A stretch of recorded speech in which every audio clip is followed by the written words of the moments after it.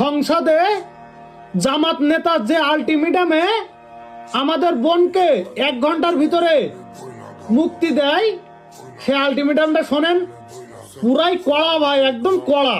শোনেন, বিএনপি জামাত উভয় কি করেছে এবং তার এই ফেসবুকের স্ট্যাটাসের দিয়েছে, কি বলে, শেয়ার দিয়েছে একজন সাউদা সুমি নামে এক নারী। এরপরে পুলিশ তাকে গ্রেফতার করেছে এবং বলা হয়েছে উপরের নির্দেশে তাকে গ্রেফতার করা হলো এবং মামলাও দেওয়া হয়েছে এবং উপরের নির্দেশে মামলা দিয়ে গ্রেফতার করা হলো। আমার প্রশ্ন হলো, এমনি সমালোচনার মধ্যে ছিল তেলটাকে সে বেশি গুরুত্ব দিয়েছে।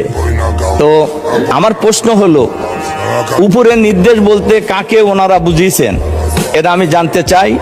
আর এর সাথে সাথে আমি মাননীয় স্পিকারের মাধ্যমে সরকারের কাছে আহ্বান জানাতে চাই, আজকের অফিস টাইমের মধ্যেই ওই নারীকে মুক্তি দিতে হবে এবং অফিস টাইমের মধ্যেই এই মামলাও প্রত্যাহার করে নিতে হবে। তার কারণ এই গ্রেফতারের মধ্য দিয়ে ফ্যাসিবাদী সরকারের পূর্বাভাস পাওয়া যায়, অথচ এই সরকার তো গণতান্ত্রিক সরকার, কাজে মানুষ কি কথা বলতে পারবে না?